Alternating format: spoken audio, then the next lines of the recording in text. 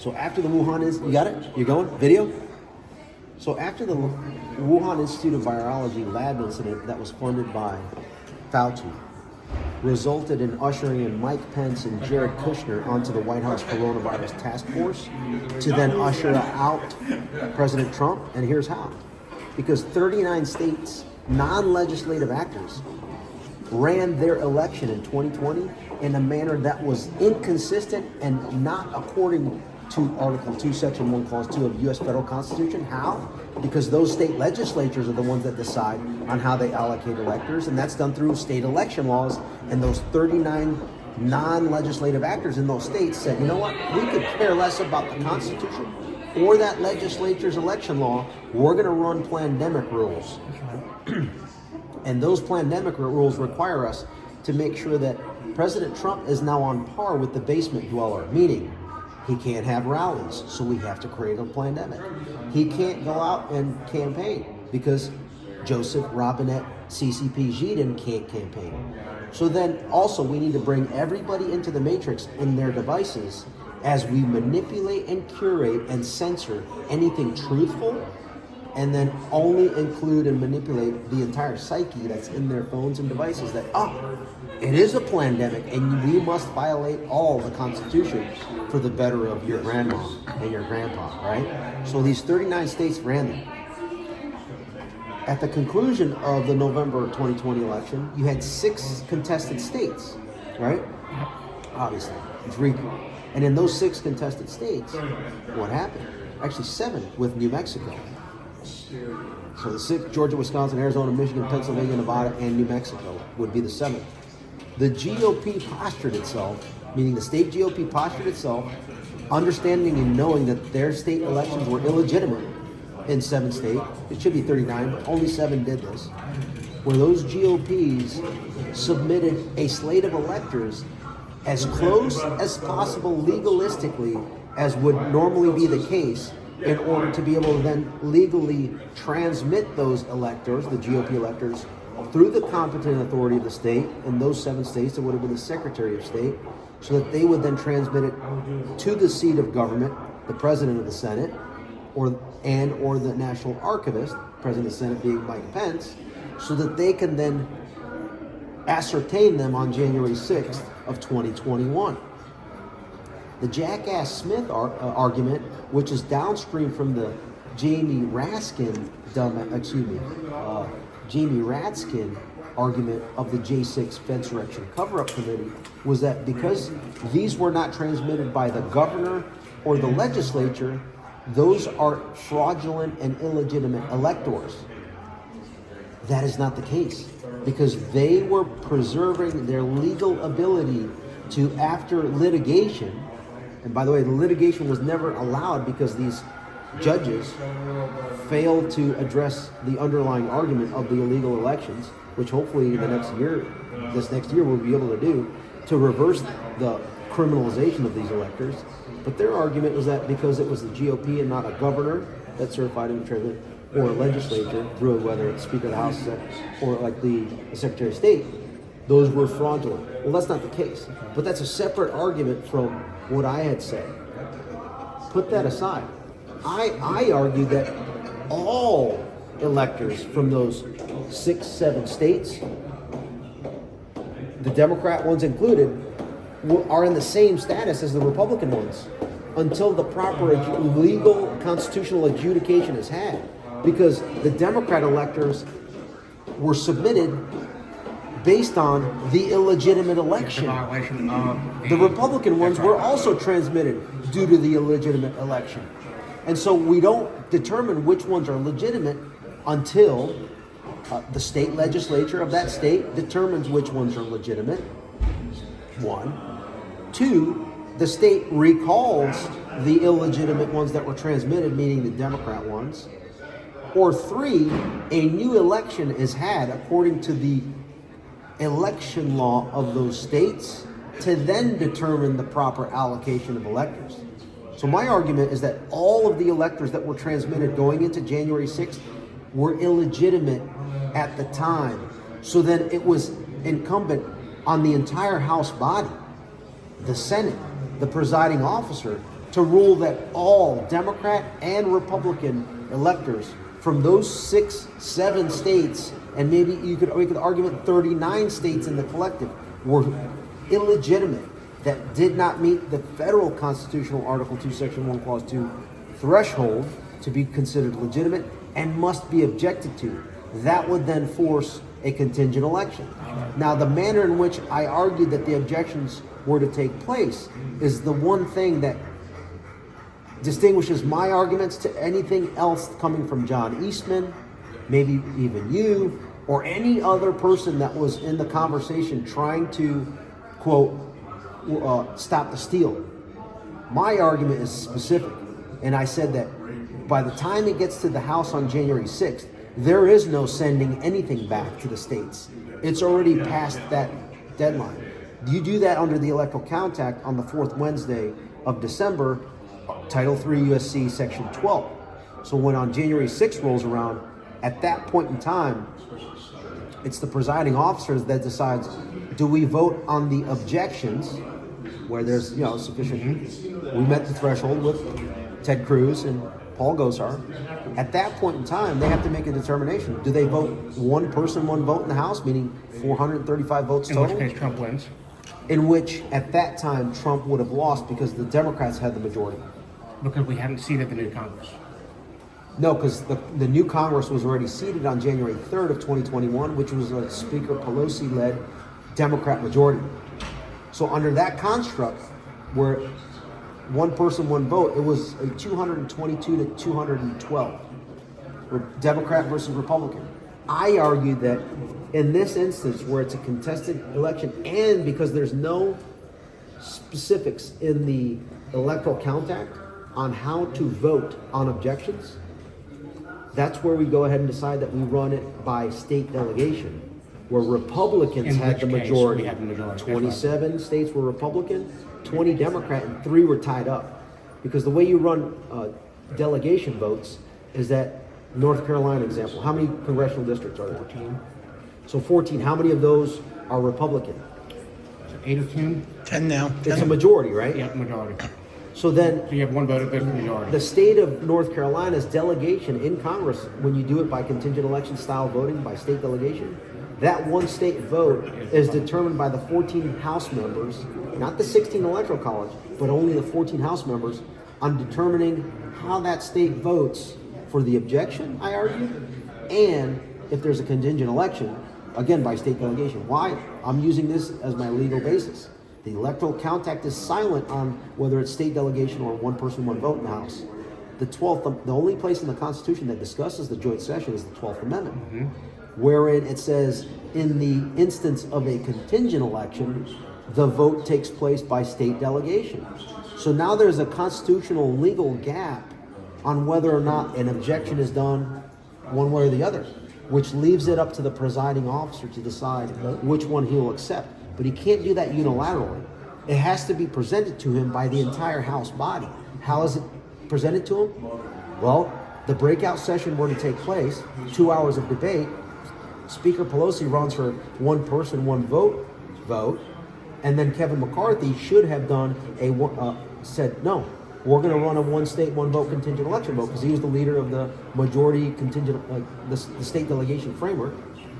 And so even if Lizzie Cheney decided as the one vote from Wyoming, it would have been 26 to 21 to 3. And Kinzinger is in a Democrat, Illinois, so that would have been moot. So now we're looking at a 26 to 24 worst case scenario. So I completely... Which, almost up, which, thanks for being patient. So 26 to 24 vote, that then objects to Arizona. And if that vote is to take place on Georgia, Pennsylvania, I think it would have been Arizona, that would have created the momentum for a Pennsylvania, and then another 2 hours of debate would have then been sufficient for people to be like, oh yeah, Wisconsin also. That then would have put the number of electoral votes in the Biden column below 270, thus both being below 270, triggering the overall 12th Amendment contingent election, where the House again votes for the president and the Senate votes for the vice president.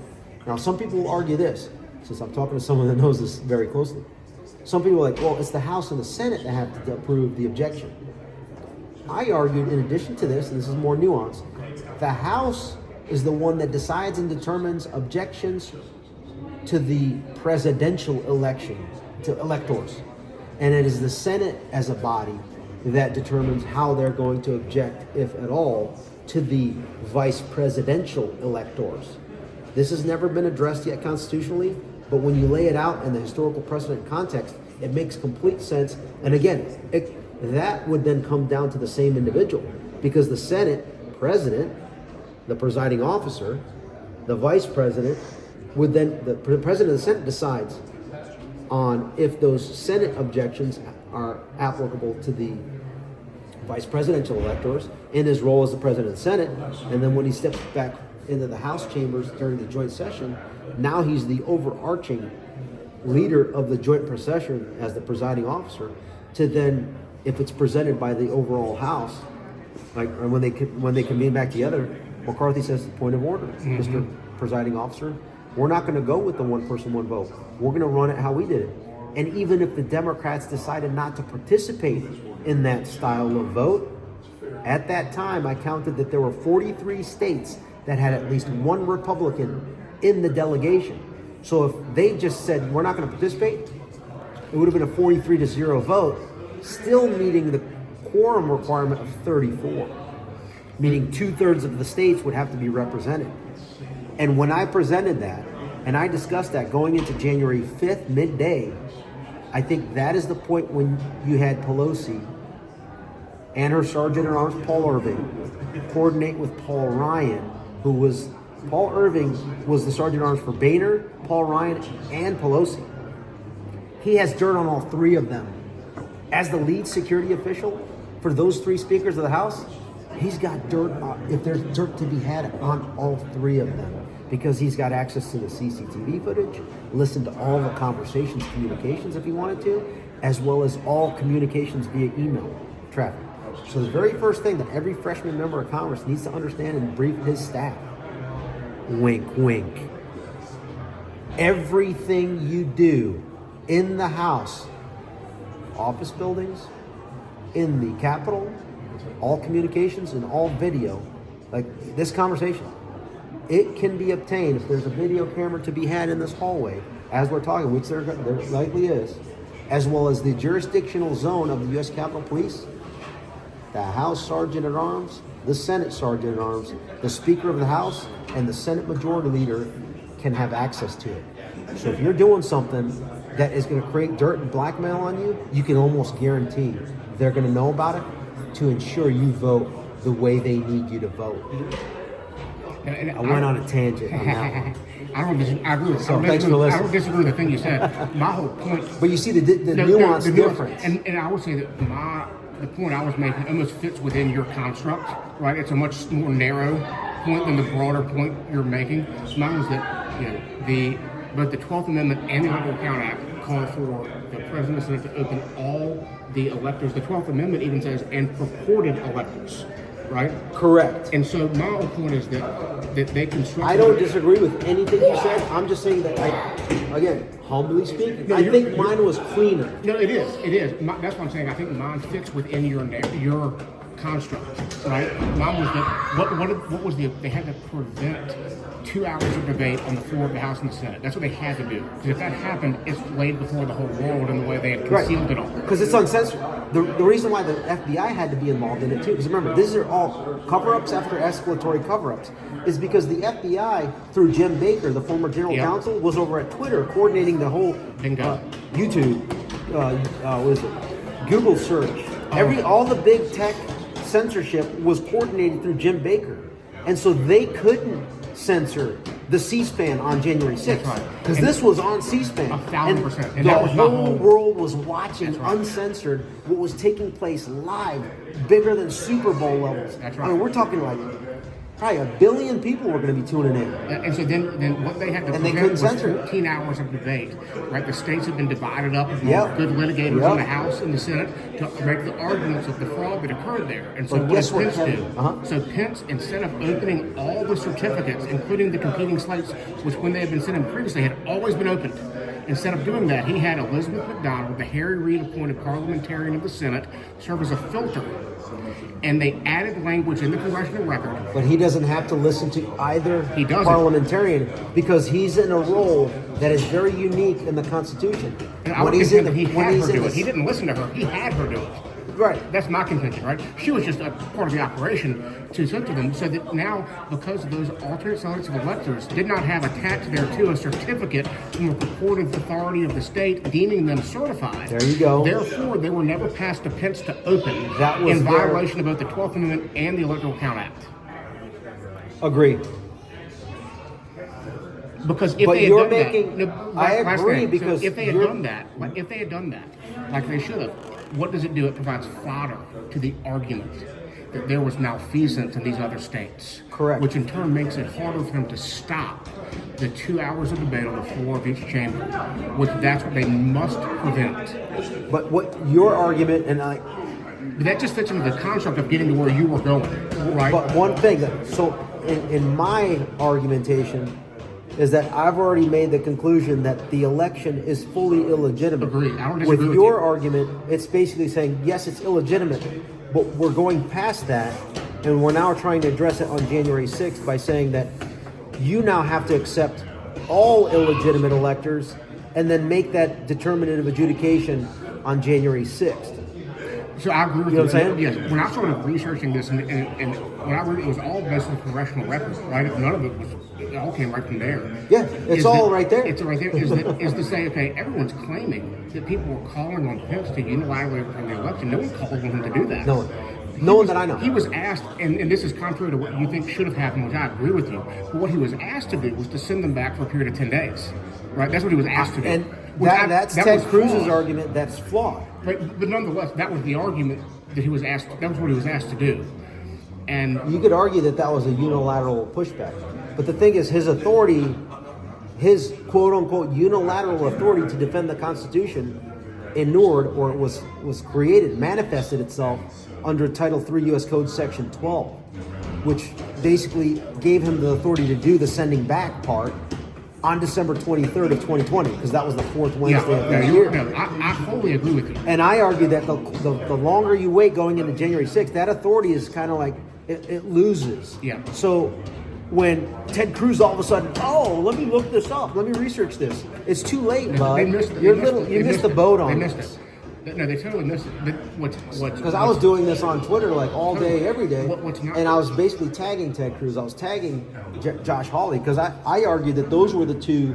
No, you're Number right. one draft pick was Josh Hawley, because he Yep. understood the issue to be objecting, and then Ted Cruz is with the number 2 draft And, pick. you You can know, go through my No, I'm entire with history you. of Twitter. You're totally right.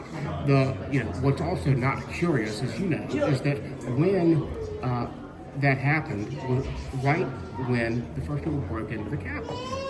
Right? The timing was the timing flawless, was perfect. impeccable. Unbelievable. It was as if it So was was the pipe planned. bomb emplacement. I mean, it was as if Impeccable. it was as if they were running a play. Yeah, it was as though it was a play. You don't know that it was as if. No, it's like immaculate how they ran. The timing, the timing, The audible. what a coincidence that must have been, right? I mean, get out of here. You know? It was like getting struck by lightning 80 times. 80 times in a row. So, Yeah. anyhow, I'm with you. Say goodbye. before we close, let me say this. The moral of the story here is that the entire country was duped by the censorship industrial complex that ushered in and allowed Fauci to convince the censorship industrial complex is what manipulated the entire country, to include Republicans Yes. that were on the House floor that day on January 6th, that it was a plandemic. They must not participate in the vote because of the plandemic. And number 3, you still have some Republicans that think 2020 election was legitimate. That's right, which is I mean, unbelievable. it's like, are you serious? Are you serious after like the Twitter files and all this other stuff? That's what their cartel bosses told them to say. Anyhow, Right. we're here. We're coming for all of them. I don't care what party you are. We will continue to educate you. What's your Twitter? My Twitter is Ivan Raiklin. And let's see if Who are you? Speaker Trump Who are you? gets nominated. I'm Ivan Raiklin, And the Marauder? Deep State Marauder, Secretary of Retribution.